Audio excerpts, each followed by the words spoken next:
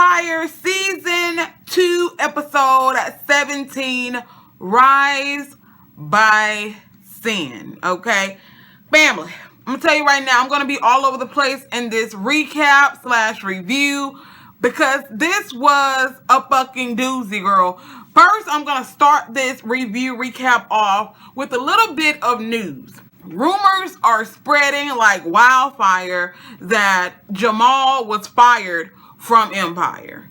Now, whether all of that is true, is, we don't know whether or not that stuff is true. We don't know that the things that transpired in this episode is what's prompting these people to spread these rumors or not. But that is the new rumor that is going around. Now, we also know that they started the rumor that Andre, at one particular point, when he was going through his little situation, they were spreading the rumor that he was fired from Empire. And we see that Andre is still on Empire. So, just so you guys know, just because you see it in the blogs don't necessarily mean that it's shit true. Hakeem and Laura. So, Hakeem and Laura, they're going through their little situation. I mean, basically, Laura's career is basically over with at this particular point. Nobody's really feeling her anymore. She's just kind of like just the chick that's on Hakeem's arm at this point. And we already know last week he was licking his lips and sticking his tongue out at Tiana and shit. So I don't know if Hakeem is going to actually remain that good guy that Laura wants.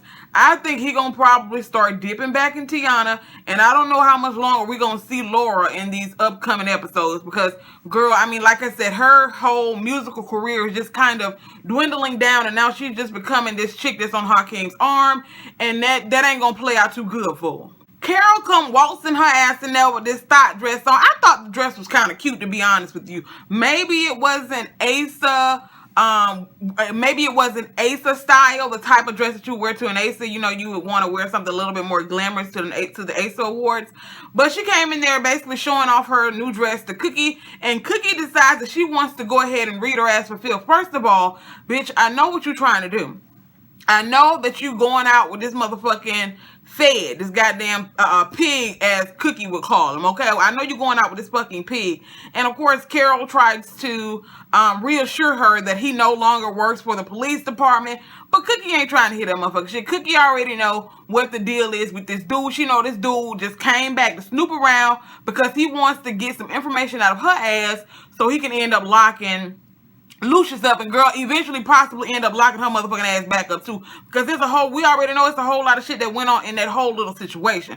First of all, Bunky's dead. We know that Bunky's dead. Then you got the other dude that's dead that was his partner or whatever. I can't think of his name. The dude that Andre killed. We know that shit happened. And you got Frank Gathers. That it's so many people that are dead by the hands of Lucious Lyons, okay, and her. So we already know that, it's a whole lot more that can go on, that can happen by her talking to this motherfucking dude. But of course, like I said, Carol being the motherfucking, I guess, gullible person as she is, she feels like Cookie done took all of the men that were in her life. She feels like Cookie took Lucious away from her. Apparently, she met Lucious first, and I guess her and Lucious were probably going to have a thing, but Cookie came along and took Lucious away, and Cookie was like, bitch, you know what? You want to have my life so bad. You want to have my life so bad, but guess when then Carol goes into the whole thing, you never loved me. You ain't never, and Cookie was like, bitch, I ain't never loved you.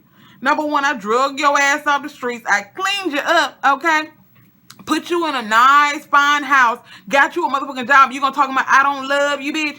She was basically saying that Cookie has her around basically to feel better about herself. And Cookie just lost all her shit. She was like, you know what? I ain't taking no motherfucking crackhead with me to no aces. Get the fuck out of my house and get the fuck out of my face. Out of Empire. So Carol storms off because Cookie, like I said, read of her filth because number one, Cookie don't want her fucking talking to this motherfucking pig ass fool, okay? Because she know how Carol mouth probably is, and you thinking this dude no longer works for the police department, and this motherfucker sitting there goddamn ear hustling every goddamn thing that you spearing out your motherfucking mouth, even though you claim you ain't spilling no tea to this nigga. But we know that ain't true. Even after Cookie done kicked her motherfucking ass out, Cookie decides to ease on down to the bar where this chick is supposed to be meeting up with this dude. She eases on down there and she tells this motherfucker, number one, I hope you ain't fucked around with my sister because she got herpes, boo. So hopefully if you ain't already fucked around with her, and hopefully you don't fuck around with her in the future because bitch shit boiling, okay? I don't know whether or not Cookie is telling a lie. She probably telling a lie, but it don't matter. But she told Tariq that Carol got motherfucking herpes, bitch. And not only that, let me tell y'all the killer part about this whole scene is the fact that Tariq spilled the beans to Cookie that Lucious killed Bunky. Bitch, I gagged. Bitch, I gagged, bitch. Bitch, I gagged. Yes, Tariq spilled the beans to Cookie that Lucious killed Bunky.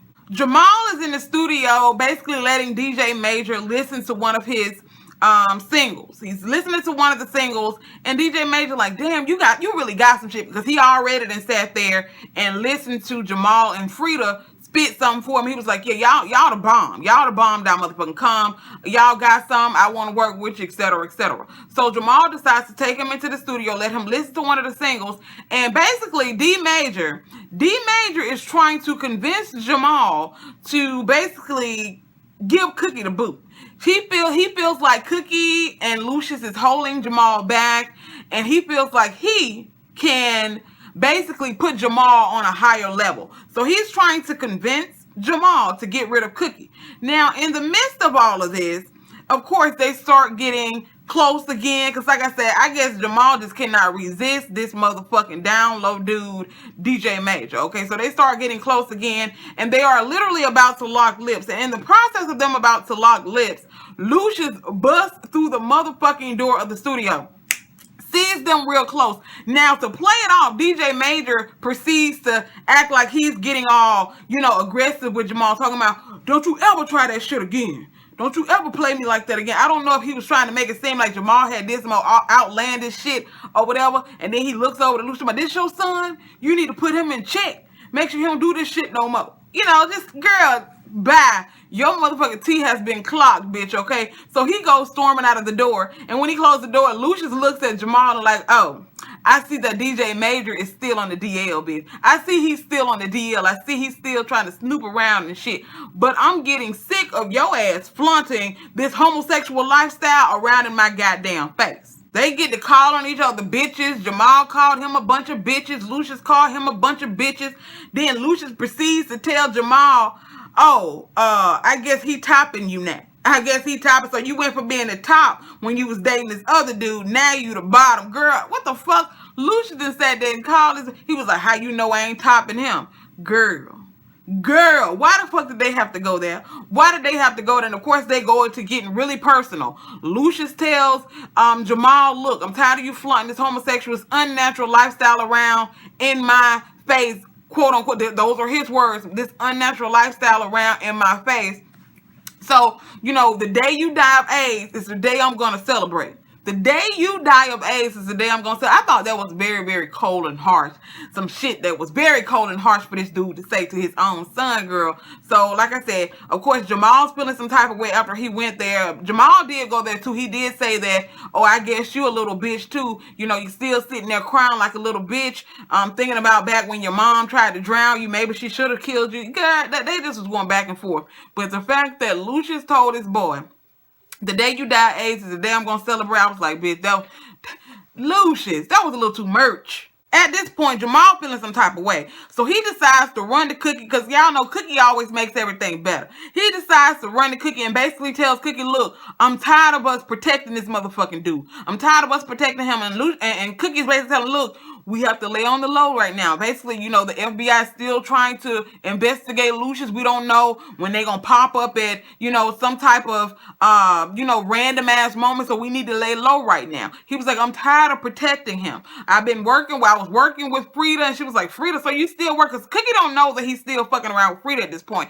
We know that Cookie don't want him fucking around with Frida because she know what went on in that jail. So because Jamal is like, that ain't got nothing to do with what's going on. But she tells him what the fuck happened, how, Frank Gathers was in jail with Lucious, and Lucious had everything to do with Frank Gathers being dead. So Jamal is sitting there he didn't even cry during the whole altercation with him and his father. But when he heard that piece of news right there that Lucious had something to do with Frida's father being dead, he really started to, you can see this, he started to flinch in his goddamn face, just like he was finna cry. So yeah, it's girl, hot ass, shitty ass mess. Yes. Anika motherfucking ass still feeling some type of way. This bitch decides to pop up at Empire to try to, cause apparently Rhonda has not been answering her phone calls. Bitch, can you not take a clue? Can you not get a fucking clue? Like I said, Rhonda has been ignoring her phone calls. Remember last week they were sitting there having a little kiki. Rhonda was drinking a little bit of wine and shit, and she noticed those red Louis Vuitton shoes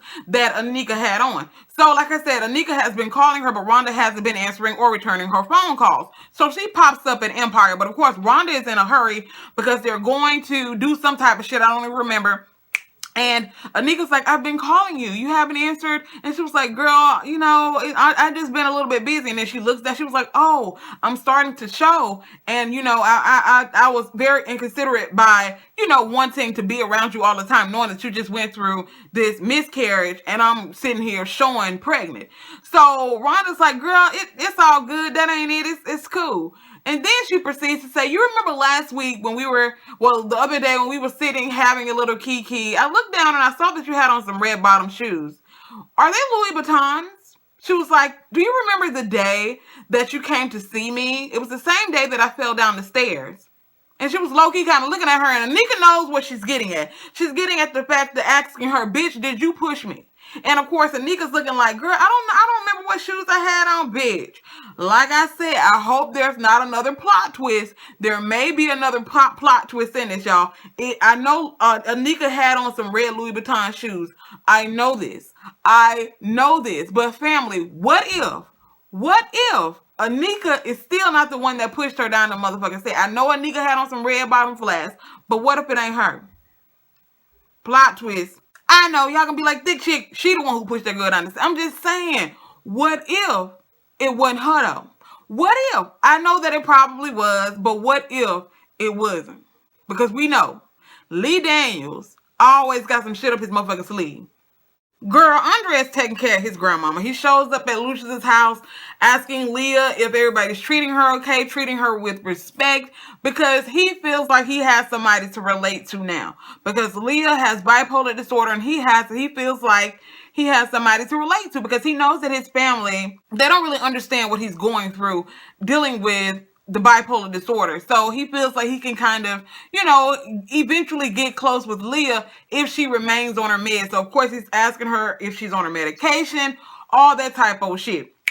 Now, girl, she sees on the TV about how Lucious sat there and released this boom boom song, basically telling folks that his mama dead, etc. Girl, she feeling some type of way. So she tells Andre, look, I want to go to the Ace Awards. Of course, Andre like, hold the fuck the phone, okay? Hold the fuck the phone. You know damn well that Lucious is not about to let you go to no goddamn Ace Awards, okay? He got a lot riding on this. If you show up at the Ace Awards, basically running your goddamn mouth, letting everybody know that you are not actually dead, girl, it's gonna be some smoke in the motherfucking city. So she's like, I just want to go. Ain't nobody gonna pay me no attention. Little old lady just sitting up in there. So bitch, Andre, being the motherfucker that he is, girl, he sits there and concocts a plan to try to sneak Leah into the Ace Awards. But when that day comes, girl, a pimp named Slickback pops up. Yes, a pimp named Slickback pops his motherfucking ass up. He's like, oh, where do you think you're going? So him and his crew, they get Andre and Leah and they lock their motherfucking ass in the panic room because pimp named Slickback, girl, no, you not about to bring her to no goddamn Ace Awards, the goddamn Rick, no motherfucking shop. So a pimp named Slickback locked Andre and Leah in the panic room at Lucious's house. Cookie is looking extra beautiful in her gown that she's going to be wearing to the Aces. And Lucious pops up, girl, and he got this fucking boxing toe, girl. He's like, you know what? I want you to be my date to the Ace Awards. I want you to be my date. And I bought you a little gift. She opens it, and it's this bomb-ass diamond bracelet, y'all. Bomb. He was like, you know what?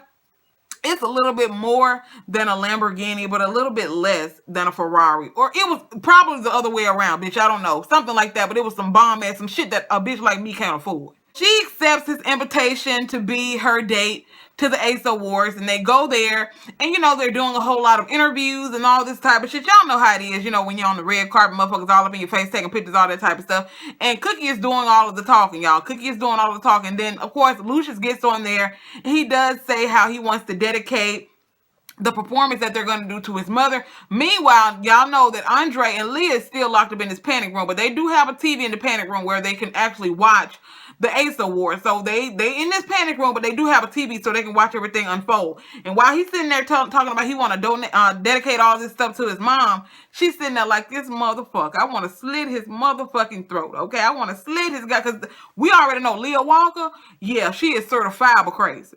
And girl, I feel so bad for poor Laura. Laura was on the red carpet with Hakeem, you know, of course, on his arm. Because like I said, her musical career is basically over at this point. And girl, they sitting there taking pictures with them together. And then the reporters are like, you know what? We want to get some pictures with Hakeem by himself. So, Laura, can you basically move out of the frame so we can get some pictures of Hakeem by himself? And then she moved out of the way. That was like a little bit further back. We could still see the side of your goddamn arm a little bit. I was like, oh my God, girl, they wrong for that shit, y'all. Like I said, I smell some shit with Tiana coming back into this picture. I don't know, but I'm thinking some shit with Tiana gonna end up, you know, coming back into Hakeem's life. Maybe Laura ain't gonna be popping enough for him no more. I don't know. Bitch, old drunk ass Carol showed up, y'all. Y'all already know that Cookie done called her all kind of crackheads. She done told her that she ain't taking her to no motherfucking Ace Awards. She done told Tariq that she got herpes, but I guess Carol was like, bitch, oh, I'm showing up to the Aces, and I'm showing up in my thought dress, okay? I'm showing up in my motherfucking thought dress. Now, when Cookie got laid eyes on her mother, she was like, oh, this bitch is crazy, because she coming up in there, hey girl. Now, mind you, the cameras are rolling. So, of course, Cookie don't want to blow her motherfucking cover that, number one, my sister is a drunk-ass crackhead, but I also don't want her motherfucking ass getting up here saying nothing stupid, embarrassing the fuck out of me. So, Kiki was like, hold on, I'll be right back, y'all. You know, tell the camera crew she'll be right back. So, she eases on over there to Carol and like, hey, girl. And, girl, she acts like she's hugging her the whole time. She's got her in the back of the hair like, bitch, if you don't leave here, I'm going to drag your ass all over this goddamn red carpet, okay? Mind you, Carol is drunk as fuck. So Lucious ends up telling one of his bodyguards, look, y'all got to get her the fuck away from him. But not before this old drunk ass crackhead runs into Frida. Frida was looking good, by the way. She had on this all white, and I thought she was looking very, very beautiful. Now, before I tell y'all what the fuck popped off between Carol and Frida, okay, Jamal already done told these reporter people that, look, enjoy this, because this is the last time you're going to see me and my family on stage together. I'm going off on my own. Jamal done already told Frida, look, I need you to get the hell away from Empire. Get the fuck away from Empire. I'm going to help you get with any label that you want to get with, but you need to get away from Empire, basically, because I'm finna get away from Empire too. Back to old drunk ass Carol. Like I said, Carol runs into Frida, and she talking about Frida, oh, girl, you look good. Get me into the Aces. And Frida like, no, I'm cool. You know, I'm cool. Carol, drunk ass Carol is trying to convince Frida to take her into the Ace Awards as her date. So by Frida, you know, basically not wanting to take Carol into the Ace Awards, Carol starts getting extra belligerent and shit, basically telling her, oh, fuck you then. The only reason you doing shit anyway is because, you know, Lucious felt sorry for your ass for what he did to your daddy in jail. Yes, old drunk ass Carol basically told Frida that Lucious killed her daddy. Frida loses her shit, bitch. Frida loses her shit. She's having all kind of flashbacks, thinking about the conversations that she's had with her father. She's thinking about the conversations that she's had with Lucious, and she just done lost her shit, y'all. So she sees a security guard with a gun. So she runs. I mean, she's full speed running. They got the shit in slow motion, but she's full speed running. She grabs the gun out of the security guard's holster, runs towards Lucious, and she's literally about to shoot Lucious, but Jamal jumps in front of Lucious like, Frida, no, don't do it. So in the midst of her trying to shoot Lucious, she mistakenly shoots Jamal. Cookie just went all types of crazy. My baby. When I tell y'all, Taraji P. Henson, y'all, she's a great actress in my personal opinion. She was like, my baby.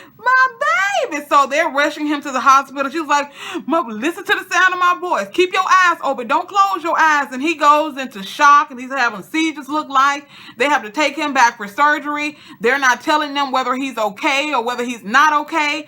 So, you know, like I said, they're just losing their shit at this point. Now, back to the motherfucking panic room. Because remember, pimp named Slickback then locked Andre and Leah in this motherfucking panic room. They're watching the whole thing unfold on TV. Because remember, they do have a TV in there.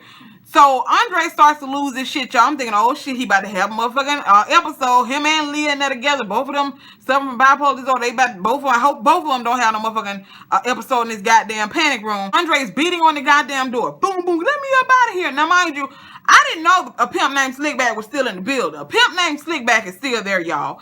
But this motherfucker drunk as a skunk. I'm talking about drunk as a skunk. Got a motherfucking glass or whatever the fuck it is in his hand. I'm gonna call it Ripple, y'all, because I'm a Fred Sanford fan. Got a glass of damn Ripple in his hand, y'all. Drunk as a motherfucking skunk. Done missed 30,000 phone calls, okay? Done missed 30,000 phone calls. But his phone is vibrating. He overhears the television and it wakes him up out of his drunken stupor. So he runs to the panic room to let Andre and Leah up out of there. Why the fuck? No, number one, you could have let Andre out of there, but you should have left Leah motherfucking ass in that goddamn panic room, okay? So like I said, he lets them out, and they, you know, he's like, look, we need to go to the hospital to see about your brother. So they go to the hospital. Meanwhile, now mind you, Leah and Andre are both headed to this goddamn hospital. Where they should have left this motherfucker there, because they know cameras and shit is gonna be at this motherfucking hospital. Especially you a pimp named Slickback. You supposed to be the person with the smarts here, the person who's supposed to be protecting Lucious in this whole situation. But anyway, I digress. So they show up to the hospital, Andre and Leah, and basically, you know, Andre is asking Kiki what the hell is going on. She's telling them, look, we don't know yet. He's back there in surgery, etc., etc. So they're all going to get snacks. They're all going to get snacks. And basically ain't nobody really paying attention to Leah at this point. So Leah, in the midst of them, you know, being in a daze, trying to wrap their heads around what the fuck done happened, Leah ends up sneaking out of the hospital and going outside. Now, meanwhile, while she went outside, there's like a shit ton of reporters, bitch. A shit ton of reporters. And Leah is outside by her fucking self. So the camera crew is like, who is this lady? Who is she? Who are you? Are you related to the Lyons? She's like, yes, I'm related to the Lyons. And they was like, what's your relation to them?